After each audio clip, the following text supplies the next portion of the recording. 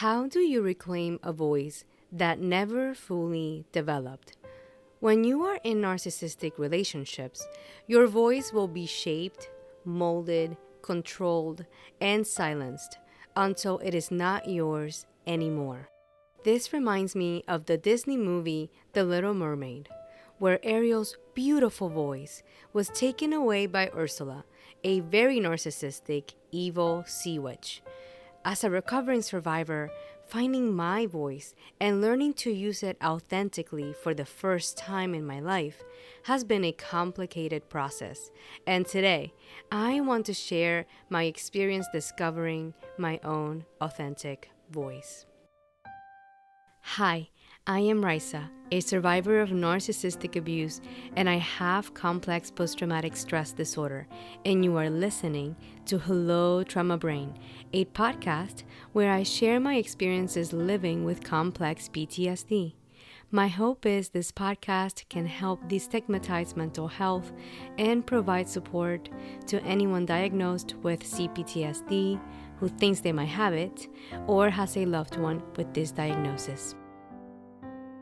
Quick reminder, I am not a licensed psychologist or mental health care professional, and this podcast is not meant to replace nor substitute the care of psychologists, other mental or medical health care professionals. If you think you might have complex PTSD or PTSD, please reach out to your primary care or mental health care provider.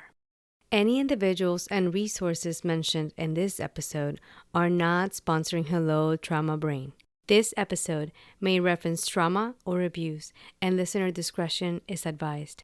Remember, you can always pause or skip this episode at any time.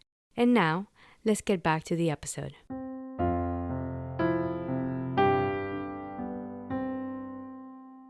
Hello, dear survivors, and welcome to this episode of Hello Trauma Brain.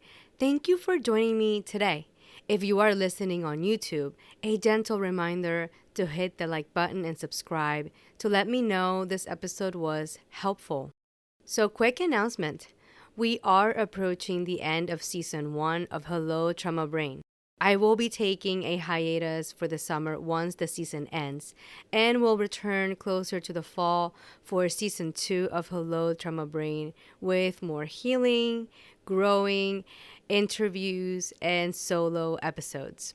Now, before I go on, I want to acknowledge that in the United States, Father's Day is coming up this weekend.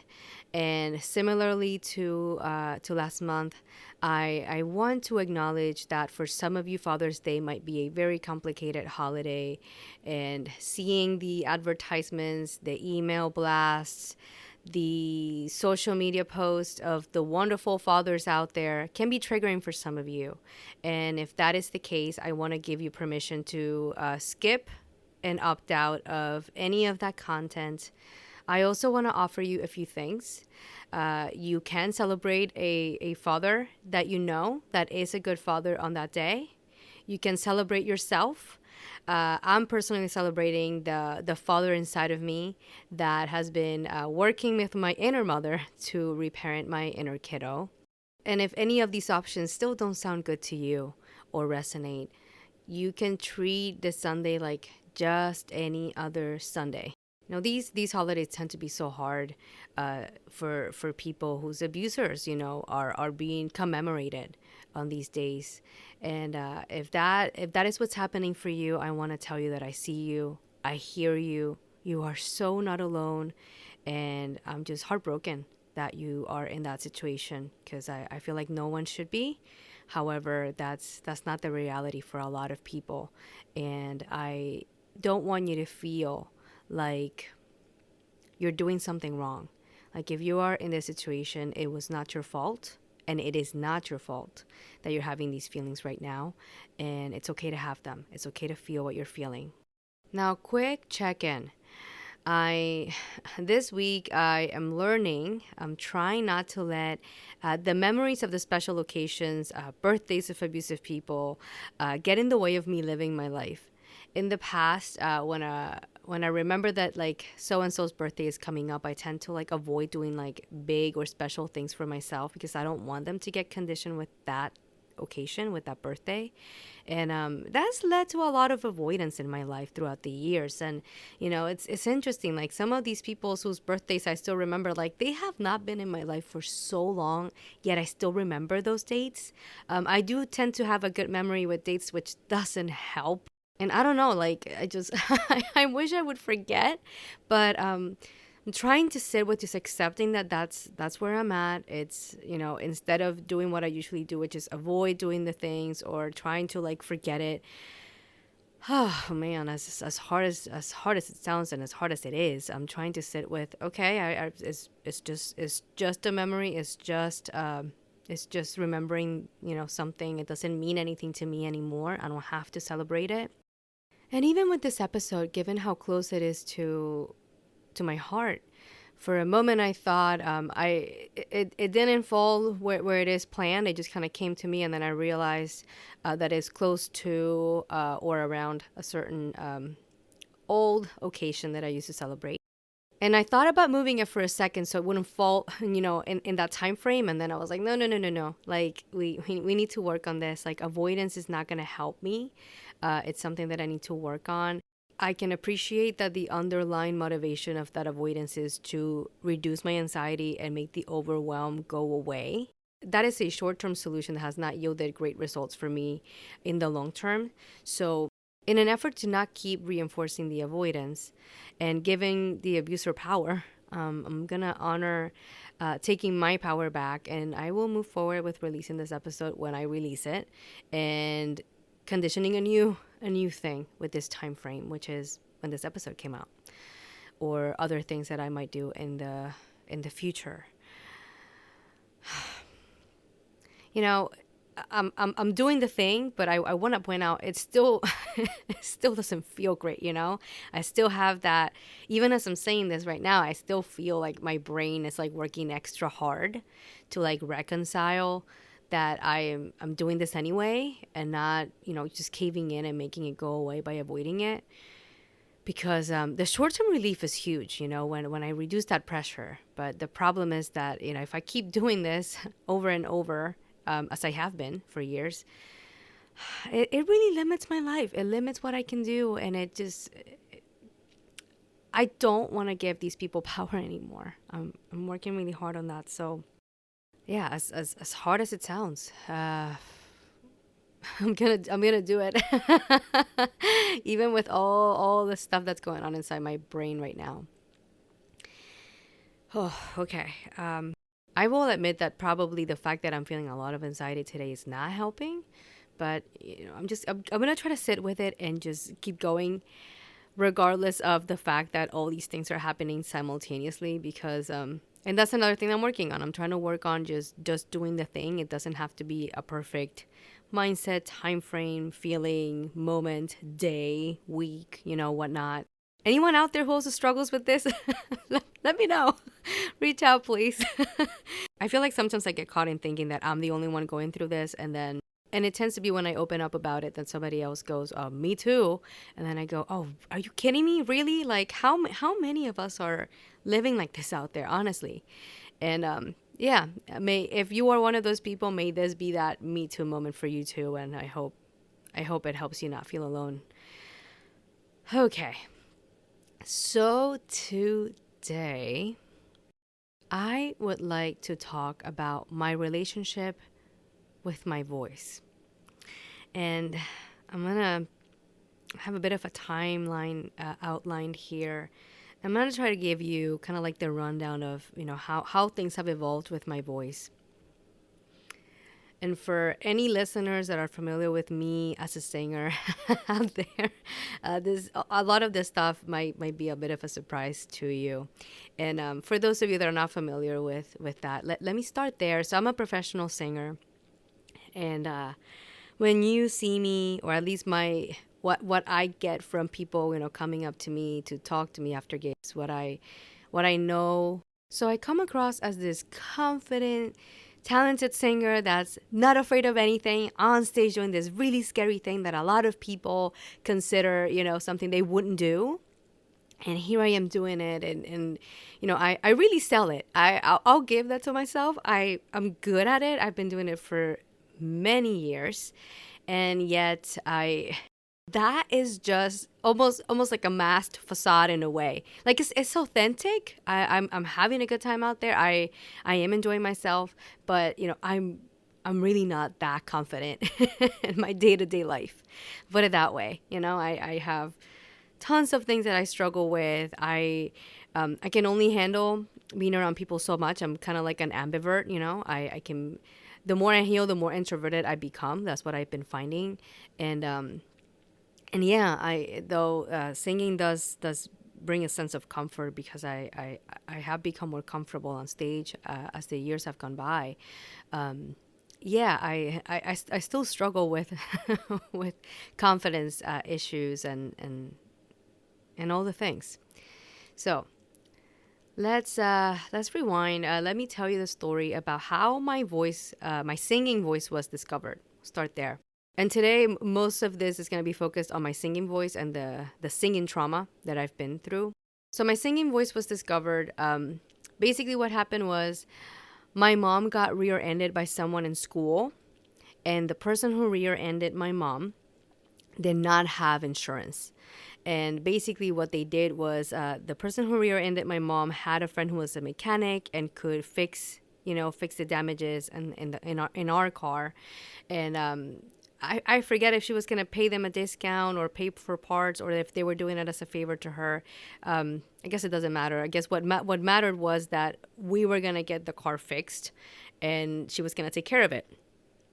So we were taking the car. I think it was for the estimate, and my mom's driving her. We're all in the car because the car could still, it was still drivable. It was just kind of like more like cosmetic. I forget if it was like the bumper or the front end that was dented. But anyway, the car still drove. We're on our way to get this estimate. I think I was maybe 7, about to turn 8, or already 8 years old. It was around that time. And Gloria Estefan's album Abriendo Puertas was already out. And I already had this habit of singing to the radio or to the CD or cassette that was playing in the car. That was something I've been doing it for a very long time. I don't remember a time where I didn't do it. So we'll say 8-ish-year-old Raysa was singing to Abriendo Puertas. And I might have been singing Más Allá, which is one of the ballads in the CD. And the lady who had rear-ended my mom, I remember I was in the backseat, and like she turns around, she's like, "Why is Raysa playing guitar in the music group in school? She can sing. Why didn't you tell us that she could sing?" And my mom is like, "Oh yeah, she does that all the time. She likes singing like me." And this lady was like, "Oh no. She has to be singing in the school group." So I had already been playing guitar in the group, which I enjoyed. I like the guitar. But this lady was adamant. So we get the estimate. We come back to the school so she can get into her car. And I'm a little fussy on why I was with them because the school was in session. Maybe the elementary school kids had gone out, or honestly, I now thinking about this, like I'm like, wait, that makes no sense. Why? Huh. And it'll make sense in a moment why I'm having this realization. Basically, we get back to the school. The school is still in session, at least for the kids in middle school. And she goes, "We need to get Mr. Ariel." Oh my gosh. And his name is Mr. I just put together that I made the Disney Princess Little Mermaid intro, and I'm talking. Oh my god! Oh my gosh! Wow, the coincidence is amazing. So basically, Mr. Ariel was one of the teachers there, and he was writing songs for the school group for the kids. And there's this genre of music back home called trova. And trova is one of the traditional music genres. Like, I'm trying to think about an equivalent here. Maybe like folk or like country music. Maybe is the closest. I'm talking U.S. Mainland. But in PR, Puerto Rico, trova is this traditional genre we have that was used a lot by the older generations to kind of put into song and commemorate, stories and things that were happening.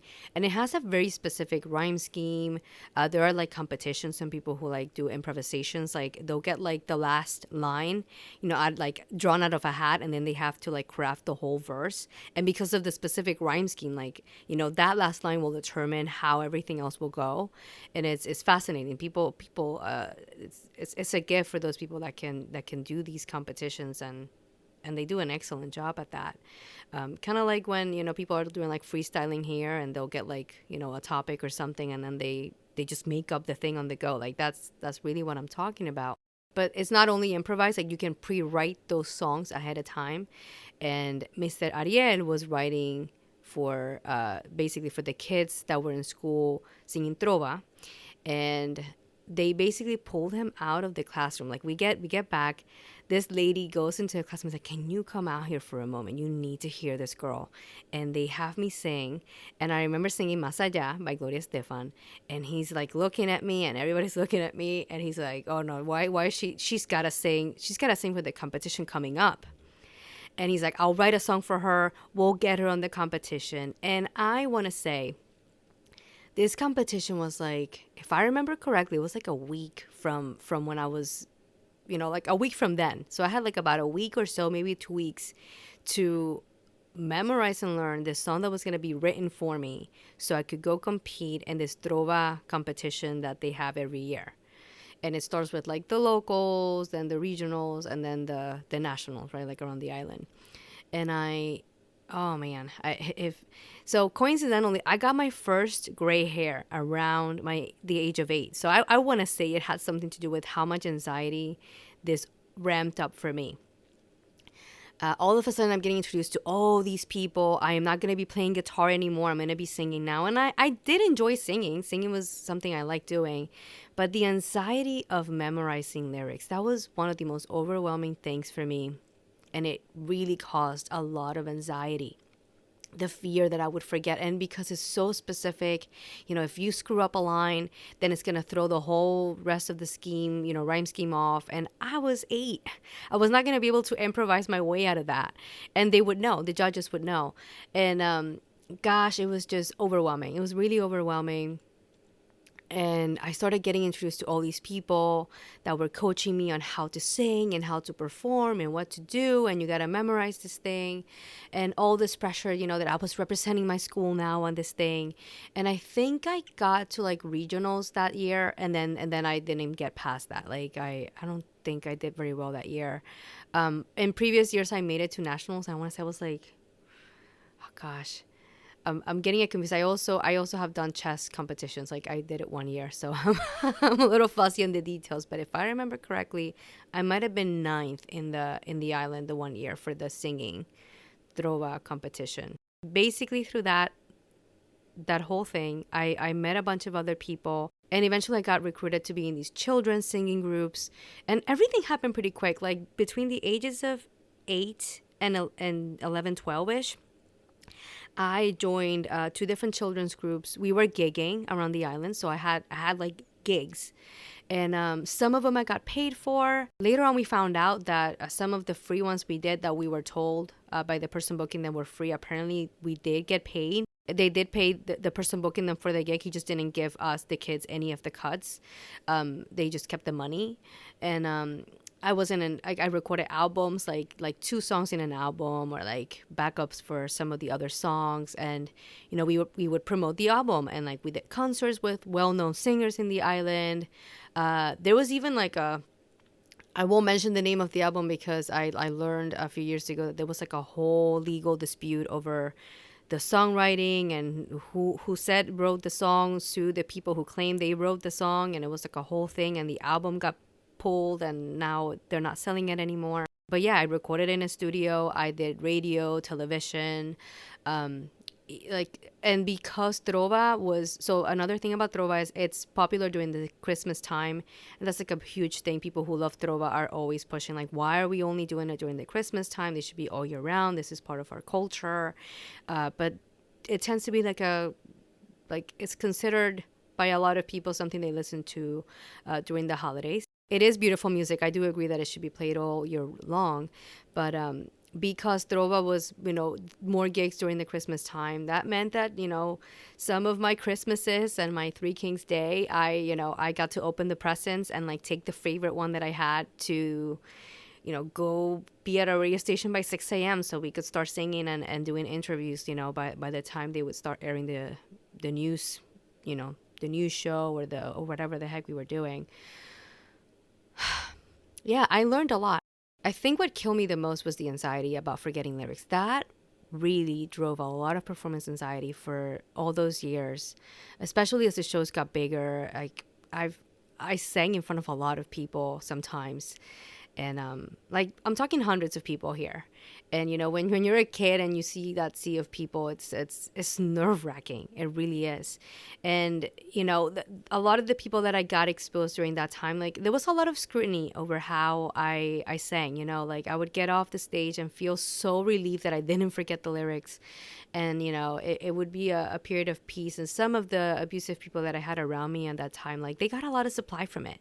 A lot of compliments from being involved in helping me prepare to do these shows. And oh, she's so great, like wow, you must be so proud. And it's it was yeah, it did produce a lot of supply for the narcissistic people that were in my life at the time. And it also made me a target. I also had to sit through hearing a lot of, why did you do that? Why didn't you walk more on stage? Why did you when you screw up, you can't let people know, like you have to keep going. And it was complicated. It was very complicated. And the competitions were nerve-wracking too. And this brings me into how I developed a phobia of malls for a few years. I've gotten over that one, luckily, even though malls are now, they're more just like very overwhelming, but I'm not scared to go. It's more of like when I go, I'm like, oh my gosh, I forgot how overwhelming these places are. It's terrible. I had a particular abuser who loved to go shopping. So they had I would say they had a shopping addiction, and the mall was like somewhere we went several times a week. And the one time there was this pop-up competition at the mall, right smack down in the middle of the mall. And I remember because preparing for a gig was so stressful to me back then, like, making sure I knew the lyrics, making sure I knew all this stuff. When we were walking through the mall and there was the pop-up, I didn't go into the mall thinking I was going to be singing that day, right? I just went to like, yet another day of the week, we're shopping here again.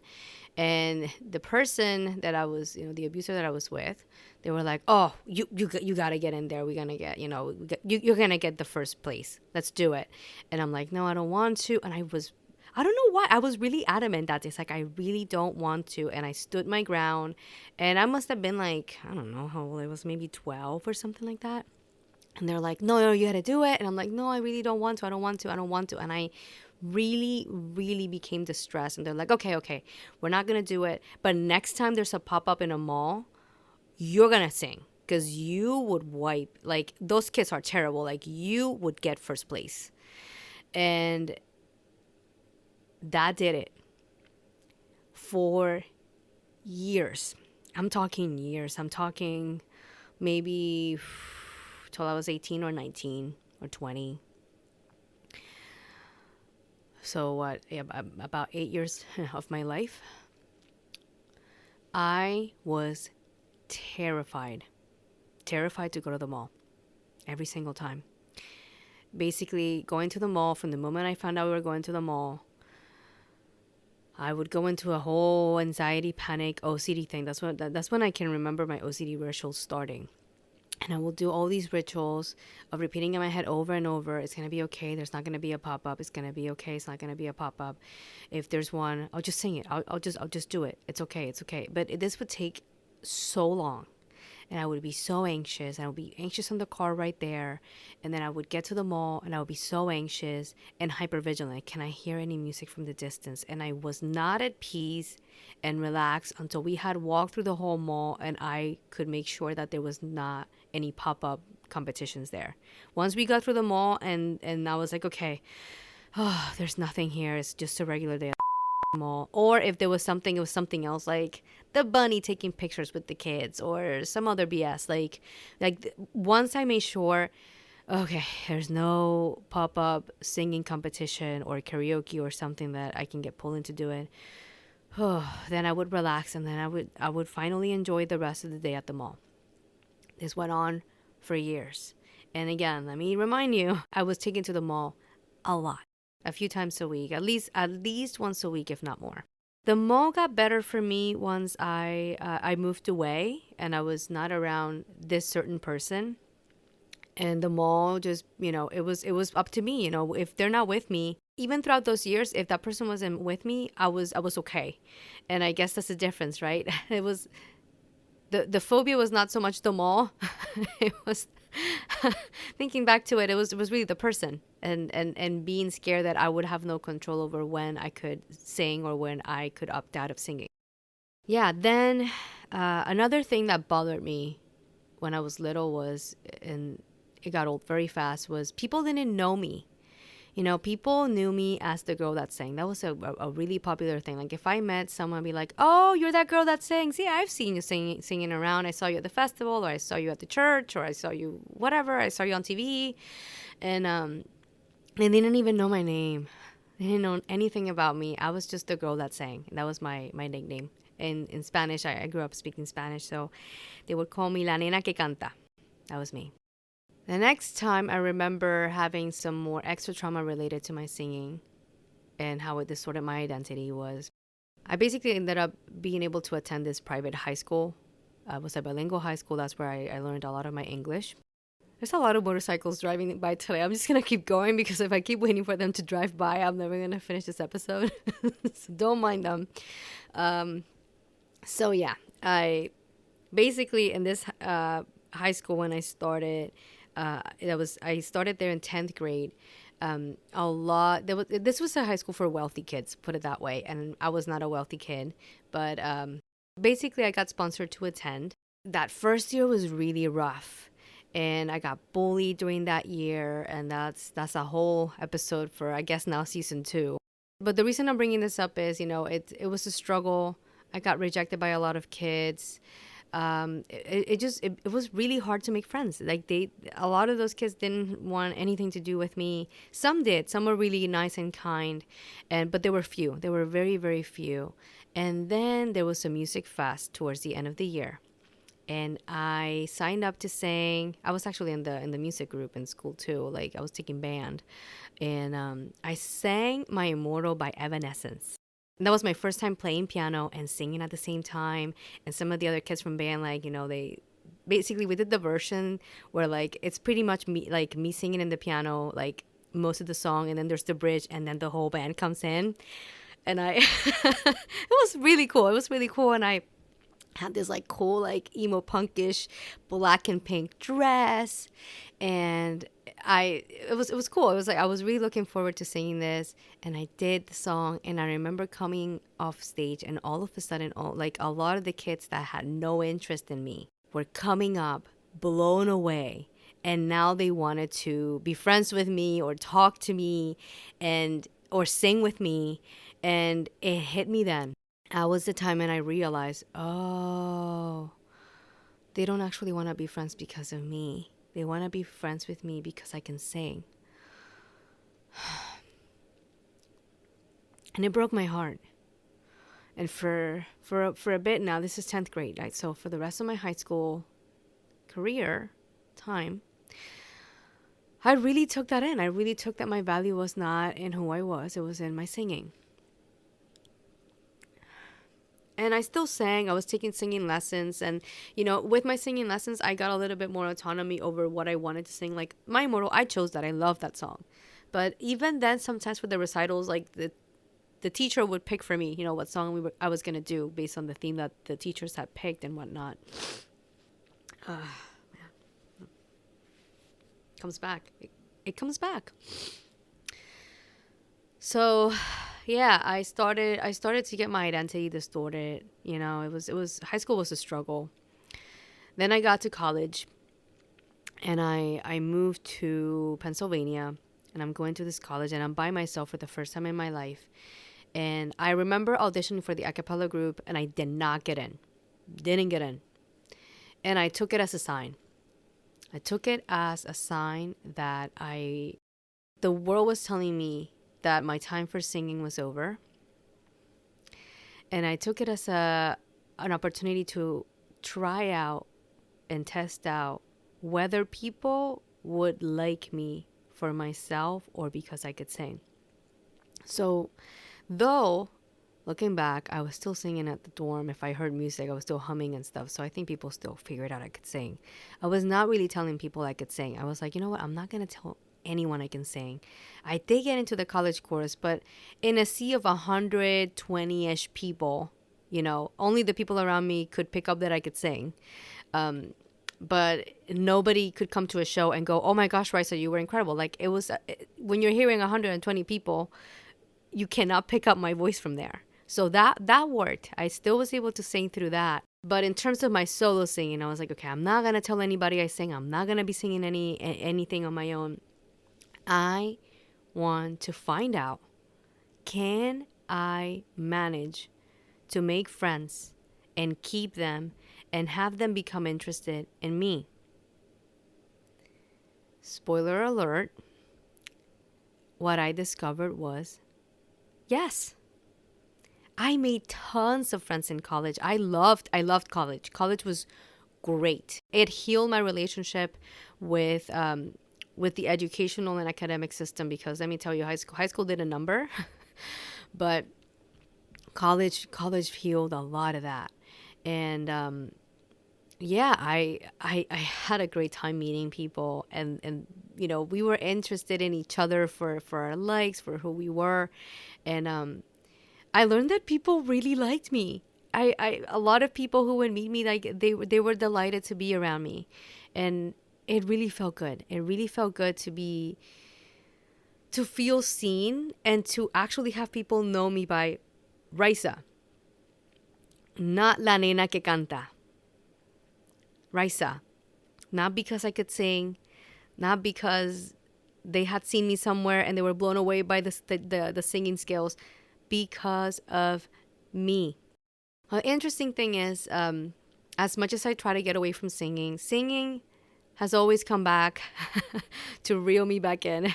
It's been what that therapeutic source that it just I can never get away from singing. At this point, I've accepted it. Singing is a part of me. It's a part of my life, and it will never go away.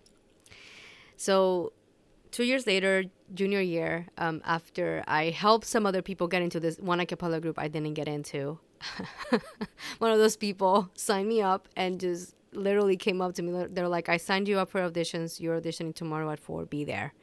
Even though I had no interest in auditioning, but I still showed up and I got in and I got to sing in the a cappella group. And then people knew that I could sing. And I was okay singing. A part of me, like at that point, because I had already established that I could make friends for myself, I love singing. I really enjoyed it. And because I sang, even though I didn't major in music, even though I did attend a music conservatory in Puerto Rico when I was in high school, middle school, high school years, I didn't major in music in college. Word of mouth spread around, and even after I graduated, someone who had seen me was like, this band's looking for a singer, do you want to, I think you would be great. And I was like, I could use a few bucks for actually get paid for singing again, because kind of between backtracking a little bit here, that children's group, like when you're in a children's group, when you get a little bit too old, they phase you out, and that's what happened with those groups. Like I got phased out and I stopped gigging, and I was once I went to college, like I wasn't competing, to win prizes and money through that. And this was an opportunity to make some income, and, I took it. I've been singing in party and wedding bands, and I've been doing that. And in fact, I just had a gig yesterday. But it's complicated. I am not full-time with the bands anymore. I'm only doing subbing. And here is why. There's been a lot of sexual harassment and trauma involved with the singing. Even as a kid, like there were dubious adults that came, to interact with the kids. Actually, one of the people who were involved in the groups, like in a capacity of writing for the groups, they actually were convicted for being a pedophile, and they went to prison for years, and like that was a whole thing. And that person was interacting with us all the time. As a young adult, in my 20s, early gigs were like college crowds, bars, and being around people who are intoxicated. Cannot tell you the amount of times I got harassed, like somebody coming up to the stage. I used to have a habit of going out there with a wireless mic, and I got literally grabbed. Like, people would just like hug me, lift me up in the air, spin me a few times, just inappropriate advances. uh, the amount of sexual harassment I've gotten from gigs is astronomical. And from a bunch of people that I met through gigs, strangers, people that I thought were safe. In the gigs, depending on who's there, I've been in some really uncomfortable and just dangerous situations. It's really impacted my ability to do those gigs. Like, I can only handle it so much. I cannot do it every single weekend, several times a week, or anything like that. If I ever get back to that point, it would have to be something that I'm controlling. And here's the thing: there's only so much I can control. Like, these days, I'm mindful about who I'm working with, and I still can't control the crowd. When I show up to the gig, as much as I'm trying to make sure that everybody I'm working with is safe, a random drunk person can still come up to the stage and do something atrocious. I can't control that. And it's a risk I take every time I still do these gigs. Even with my colleagues, if somebody needs a sub, and I don't know who the sub is sometimes, like, they could be potentially somebody dangerous, and I don't have control over that either. However, I still sing, I still do it here and there. Like, something I have found has been very triggering is, like, with the crowd, somebody in the crowd thinks that, like, you're like a performing monkey or something, and like they come up and they want you to sing what they want you to sing, and they get upset if you don't know the song, or I don't know. Like, I've had, no joke, I've had people come up, grab because I have a little tray with percussion stuff in there, like a tambourine and a shaker. I've had people come up, grab one of my shakers, and start walking away, and then I have to follow them into the crowd and get it back. I had people grab my tambourine. I've seen people grab like instruments from my colleagues, like their saxophones. People have fallen onto the stage. One fell onto me, and like my tablet like fell onto the floor. It's nuts. It is nuts sometimes, and I could write a whole book just on that, the chronicles of my singing. And something that I've been realizing as I started healing is, I've been doing a lot of work where the songs are chosen for me, how I'm performing it, it's micromanaged. And I've gotten so many conflicting messages, like almost like you can't get it right sometimes. Like, in the past, I've heard some people tell me, Raysa, you sound too much like the original singer. You need to make the song your own and like make it special, and like do some runs here, or like change it, make it your own. And then I'll be in a different situation where it's the opposite. They're like, no, no, no, no, no. You're sounding too much like yourself. You need to sound more like the original recording. Like, that's what we need here. And yeah, I didn't used to mind that. Like, back when I was in the fawning trauma response, like, that would be the dream, Tell me what you need me to become, and I will do it. I will do more runs for you. I will do less runs for them, and I will sing those songs for you, and I will sing these others for this other person. And I was all about it. And as I have been healing, I'm realizing, wait a second. Who the heck is Raysa as a singer? Most of the songs I sing, I don't even listen to when I'm doing my own stuff. Like, when I decide to put my Spotify playlist on, most of the songs that I sing are nowhere to be found in those playlists. I listen to different music. The stuff that I write is very different from the stuff that I sing. And I'm starting to realize that part of my healing needs to be placed in me discovering my own sound, my own genre, my own voice. I'm not saying that everyone who's ever given me feedback was trying to hurt me.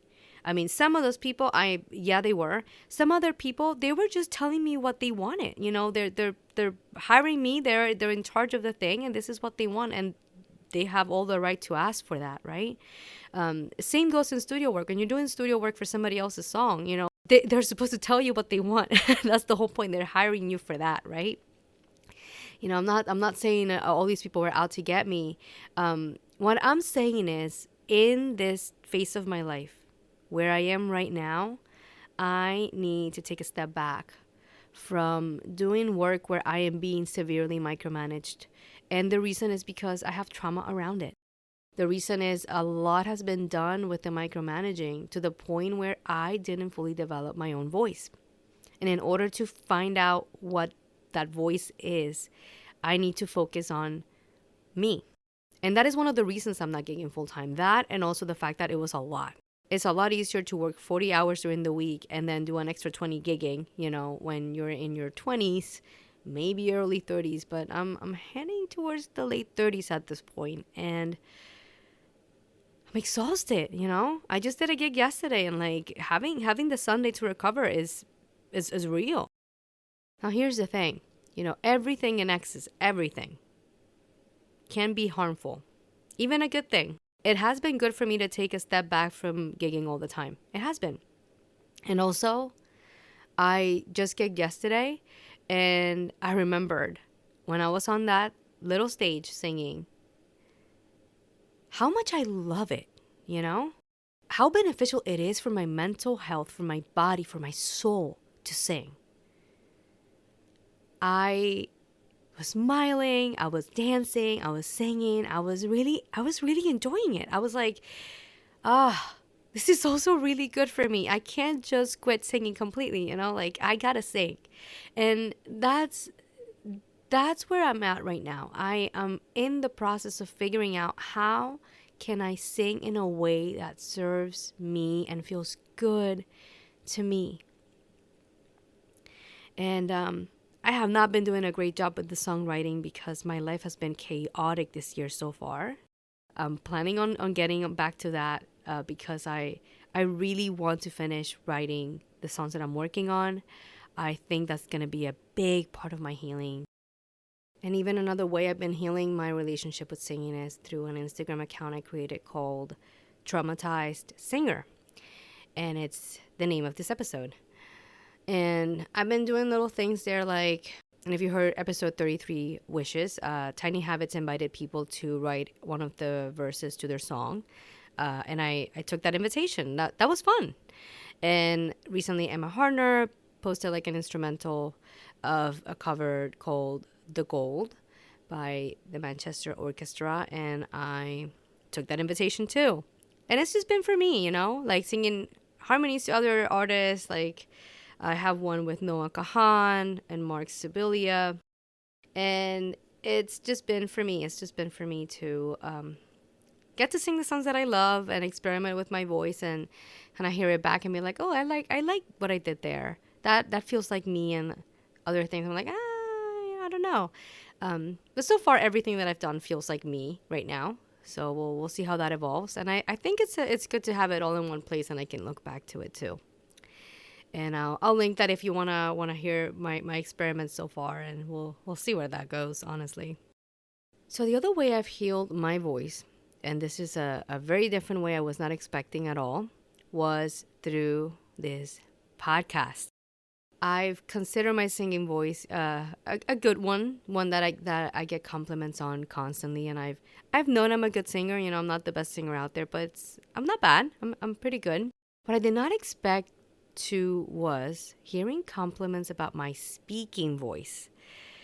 It really blows my mind when people say, oh my gosh, your voice is great for podcasting. I love your voice. It's so soothing and calm. And I'm like, what? It is? Like, what are you talking about? Because when I started this podcast, essentially, like, it wasn't from a place of, oh, my voice would sound great on a podcast. Like, I thought about other people's voices as being good for podcasting. I didn't think about mine being that way. The only reason I started the podcast was really for the information side of it. Like, I thought, I want to get this information out there and share my experiences, but not in a million years that I think that I actually have a good voice for podcasting. And that has been the discovery of the year, if anything. Like, that's been like the shock of the podcast, like hearing people say that my voice is good for podcasting. And it still shocks me when I hear it. I'm getting used to it. It's becoming a little bit more normalized. And sometimes I hear back the episodes, I'm like, I see what they mean. It's not bad. Huh, interesting. Interesting. But I didn't know that. I did not know that. Heck, a year ago when I was thinking about this podcast and like thinking about making a little trailer, the last thing I thought was that I was going to be considered, a good podcaster in terms of my voice. Like the last thing I expected was to learn that I have a good podcasting voice too, and I have like a beautiful speaking voice and a calming speaking voice. So yeah, that's been another way I've reclaimed my voice. For many years, I thought my value was in singing, and this is how deep it went. If I got sick, if I lost my voice, I got a cold, or from over singing, I would lose it. I used to tell people I feel like I lost my superpower. I feel like I'm an ordinary person now, and I'm not special anymore. And that's because I really had intertwined my singing with my identity and my value as a person. I really thought that my value came from singing. And if I couldn't sing anymore, I was kind of doomed. How sad. How sad that's how I used to see it. And of course I saw it that way. Like that kept me safe. That gave me validation. It gave supply to some of the, people around me who would treat me better when they were getting that supply. And now I can see the value in me, who I am as a person, what I can bring to the table in terms of myself. Even the people that I'm surrounding myself with the most lately, it's shocked me to think about and realize that they don't really care too much about the singing. I visited people in the past year, and it's blown my mind that when I've been over to their place, like they're not asking me to sing something for them. And yes, sometimes I've had people do that. And when I'm around them, they're like, "Oh, can you sing something?" Or like if there's like any opportunities to get me to sing, like, "Oh, you gotta go sing," right? And it blows my mind that I've been to visit people and like I leave and then it hits me later. I'm like, "Oh, they didn't ask me to sing. Interesting. I did not sing at all when I was there. Huh? They were just enjoying my company." It's amazing. It's amazing. It really is. And that has been very healing. I don't think they've realized how much healing that has brought into my life. Yeah, I feel like my voice, there's a long way to go. I still have a lot of healing to do with my singing, with my speaking voice, with using my voice to say the things that have been dangerous to say before. But yeah, that's where I'm at right now. That's Raysa's journey with singing so far. And lastly, I want to thank you for being a witness and for being a part of this journey, because having you listen to these episodes, whether or not you do reach out, like I cannot tell you how much healing has come from being able to use this space to speak my truth, to share my experiences, and yeah, start working on not having what happened to me remain this dark secret that I should never talk about and no one has to know about. And yeah, that has brought a lot of healing in terms of reducing the shame and the guilt. And it has empowered me in more ways that I can say in words. So thank you. And this is the story of this traumatized singer.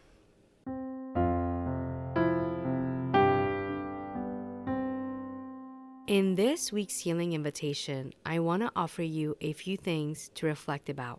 What is your relationship with your voice? Do you feel safe voicing your opinion, saying no, saying the truth about your experiences? What do you think about your voice? And this also goes for the voices that we have echoing in our heads. How does that voice treat you? Does that voice belong to you? Or is it repeating something someone else said? I invite you to start using your voice and it can be a very personal process. By this, what I mean is, if you are able to find time to either look in the mirror, this can be in a bathroom, in your car, somewhere safe when the abusive person is not around, you can start by saying to that mirror the truth. The truth can sound like, I did not enjoy that lunch. I did not feel good to hear so and so talk about me like that. Something does not feel right, and I don't know why that is. I struggle to say something kind about myself. I have personally found that my truth has been so painful, especially at the beginning. I have been surprised by what has happened when I started to get those feelings and thoughts outside of myself and into the open. These are the thoughts and feelings that are festering inside of us, making us sick. Though you are welcome to start using your voice with others, I feel like that is a huge leap for people like me who had their voices completely taken away. Starting small with just using your voice for you is a powerful step. You're also welcome to start singing or using your voice in any other way that feels right to you during these times. Please let me know how this week's healing invitation goes if you choose to accept it.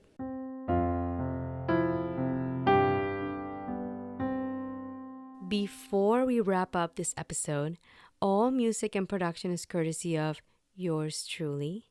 Also, I want to share a few ways you can help support this podcast. You can subscribe and leave a 5-star review on Apple Podcasts, Spotify, Amazon Music, or the platform you are using to listen. Share this episode with anyone you can think can benefit from this content. Follow Hello Trauma Brain on Instagram with the handle at Hello Trauma Brain. Subscribe to the Hello Trauma Brain YouTube channel and hit the notification bell to be the first to know when I post a new episode. And you can make a donation by getting me a coffee through the official bio site. No worries, all links will be provided in the show notes.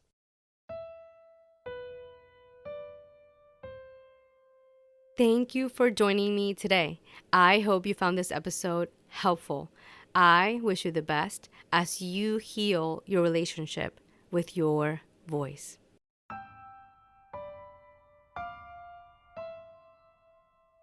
It is time for our farewell affirmations.